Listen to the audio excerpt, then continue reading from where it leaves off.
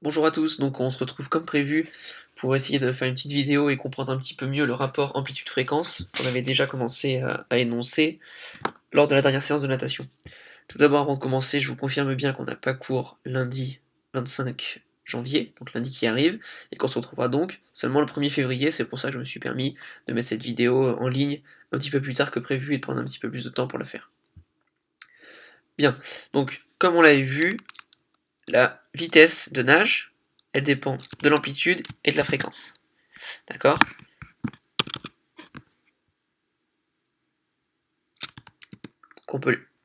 Donc on peut l'écrire ainsi. La vitesse, V, est égale à l'amplitude multipliée par la fréquence. Avec V, qui est la vitesse en mètres par seconde. D'accord? C'est ce qui vous donnera votre temps. Je vais à 2 mètres secondes, 3 mètres secondes, 4 mètres secondes, etc. L'amplitude, qui est le nombre de mètres que vous faites en un coup de bras, d'accord? Donc en mètres par coup de bras, c'est-à-dire il y a des nageurs qui vont faire, à chaque coup de bras, ils vont avancer d'1 mètre.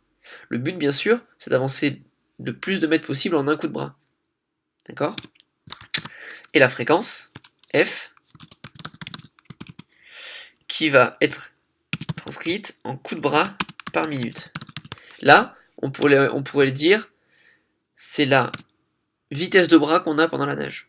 D'accord? Est-ce que mes coups de bras, quand ils passent sur l'eau, ils vont à la vitesse, à la fréquence, pardon, pom, pom, pom, pom, par exemple, ou pom, pom, pom, pom, pom, pom. Vous voyez, il y a une différence de fréquence là entre les deux.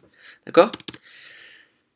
Voilà. Donc, c'est très simple. Pour aller plus vite, il va falloir soit augmenter l'amplitude.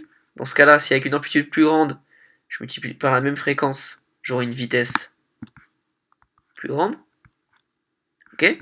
Soit augmenter la fréquence avec la même amplitude, et dans ce cas-là, j'aurai une vitesse également plus grande. C'est clair pour tout le monde. Donc, pour aller plus vite, soit j'augmente A, soit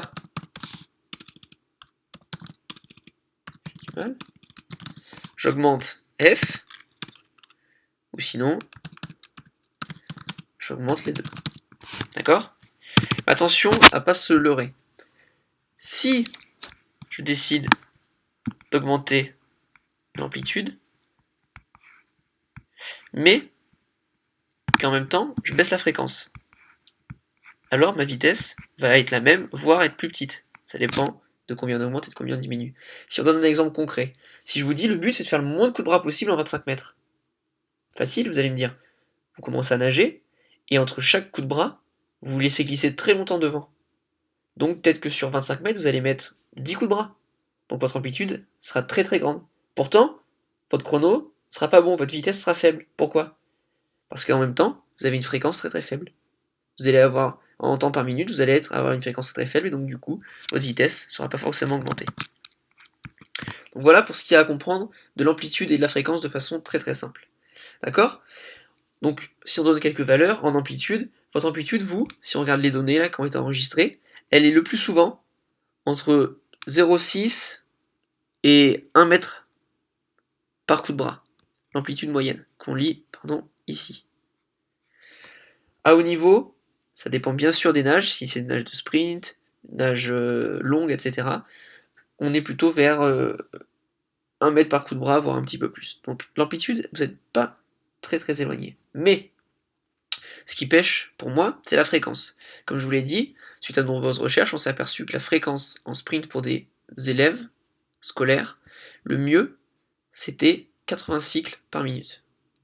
Et là, si on regarde maintenant le tableau de la fréquence pour chacun d'entre vous, il y en a très très peu qui sont à 80 cycles par minute. Il y a quelques élèves qui sont au-dessus, 2 ou 3, mais la plupart, vous êtes largement en dessous des 80 cycles par minute. Moi, je fais l'hypothèse, et c'est prouvé, que si vous augmentez cette fréquence, si vous arrivez à aller vers les 80 coups de bras par minute, vous allez pouvoir gagner du temps, avoir un meilleur chrono, et également avoir un meilleur score donc sur la cible.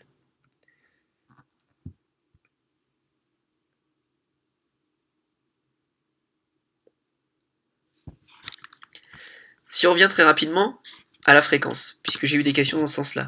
On me dit, ma fréquence, monsieur, c'est 25 coups de bras. Ça, c'est faux. Une fréquence, ça peut pas se définir si on le met pas par minute. On a dit c'est la fréquence, c'est un nombre de coups de bras par minute. Je donne un petit exemple. Pour 2 élèves qui font 25 coups de bras sur la partie sprint, donc en 25 mètres, puisque les parties sprintées font 25 mètres. Si j'ai mon premier élève qui met 20 secondes, alors sa fréquence, elle est de 75 coups de bras par minute. Au final, il est près de 80 coups de bras par minute, donc c'est plutôt une bonne fréquence. Si j'ai un élève par contre qui le fait en 30 secondes, alors, je vous fais l'économie des calculs, hein, alors sa fréquence, elle est de 48 coups de bras par minute. Donc on voit bien que 25 coups de bras en soi, ça veut rien dire, ça dépend du temps qu'on met. Pour un élève qui fait en 20 secondes, alors dans ce cas-là, ça va, il est près des 80 cycles par minute, il a une bonne fréquence. Quelqu'un qui fait 30 secondes, par contre, ça fait une fréquence trop faible, il faut qu'il augmente ce nombre de coups de bras. Parce qu'elle n'est pas adaptée à sa vitesse, d'accord? Il faut, dans le meilleur des cas, que votre fréquence, elle soit adaptée à votre vitesse, d'accord? Pour ça, pour vous aider très simplement, moi j'ai mis un tableau au point, où, en fonction du temps, ça vous donne votre nombre de coups de bras idéal si vous êtes à 80 coups de bras par minute. Ça veut dire que si un élève veut faire 21 secondes, il sait que sa fréquence de 80 coups de bras par minute, ça se situe s'il fait 28 coups de bras pendant ces 21 secondes. D'accord? On peut le lire également dans l'autre sens. Je viens, je sais que j'ai fait 33 coups de bras et 30 secondes. Bah non, dans ce cas-là, c'est pas adapté là. Vous voyez? C'est pas en face. Donc pour 33 coups de bras, normalement je dois faire 25 secondes. Donc si j'en suis pas là, dans ce cas-là, je vais augmenter un petit peu mes coups de bras, peut-être faire 36 coups de bras, et puis je vais arriver à 27 secondes. Là d'accord, je serai à la bonne fréquence. Ok? Pour finir, on peut rapidement analyser, très simplement, un peu vos résultats. Quand j'ai lu le tableau, je me suis vite rendu compte que par exemple Romain et Étienne, ils ont le même nombre de coups de bras moyens sur les deux sprints. 29,5. Pourtant, ils ont des scores totalement différents. 13 pour Étienne, 27 pour Romain. Si on regarde l'amplitude de Romain et celle d'Étienne, quasiment la même.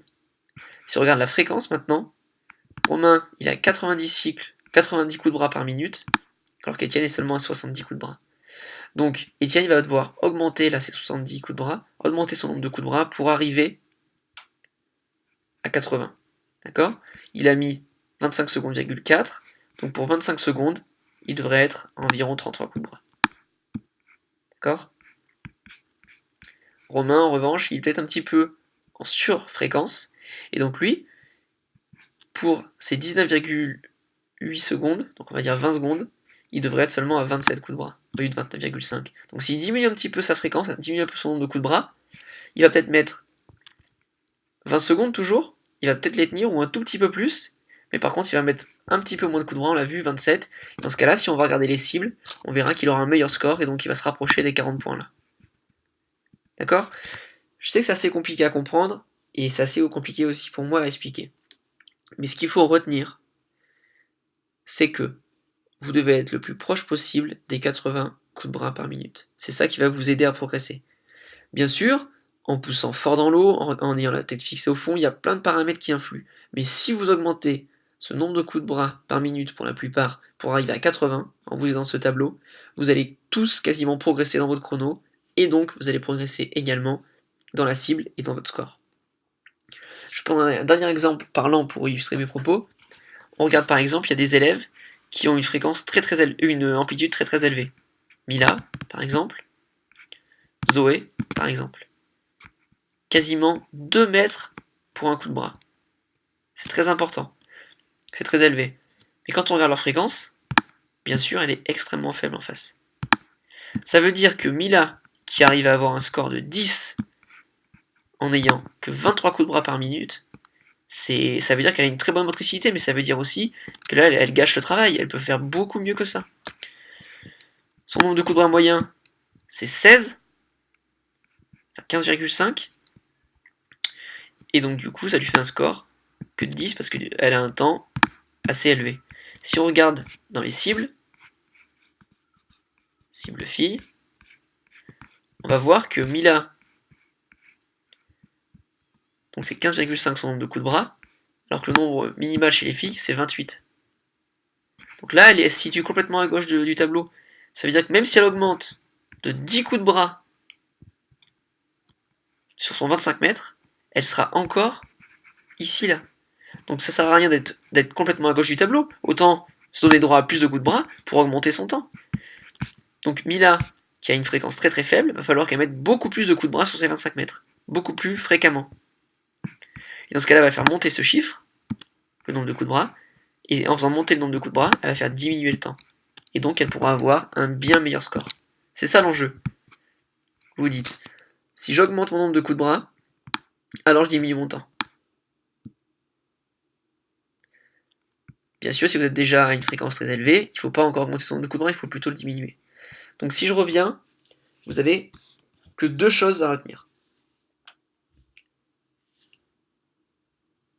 Donc si je reviens, donc pour être clair, vous avez une seule chose à retenir. La fréquence idéale, elle est de 80 coups de bras par minute. Si vous êtes en dessous de ces 80 coups de bras, alors il faut l'augmenter. Si vous êtes au-dessus, il faut la diminuer. Pour vous aider, vous avez ce tableau qui sera affiché lors de la prochaine séance et qui vous permettra de savoir, selon votre objectif de temps, combien vous devez faire de coups de bras. Vous avez deux choses à faire pour la séance du 1er février. La première, vous devez vous placer sur un objectif de temps réaliste. Vous dites, moi, mon objectif de temps, c'est tant de secondes. D'accord ? Donc admettons, votre objectif, c'est 23 secondes. Vous devez le faire. Bien sûr, c'est réaliste. Si en ce moment, vous mettez sur le résultat précédent de la dernière séance, vous avez mis 30 secondes, vous n'allez pas avoir pour objectif à la séance prochaine de faire 23. D'accord ? Il faut être quand même assez réaliste par rapport à ça. Vous faites donc un projet de temps, et ensuite, vous regardez le nombre de coups de bras qui correspond. Si je veux faire 23 secondes dans mon exemple, alors je sais que je devrais mettre un coup de bras. Donc, quand vous venez à la prochaine séance, vous avez votre objectif de temps et donc un objectif de nombre de coups de bras qui correspond. Et le but, ça sera d'arriver dans ces 31 coups de bras à faire ce temps-là.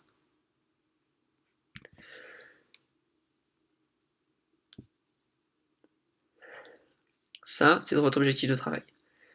Comment vous allez me communiquer cet objectif ? Il y a plusieurs façons.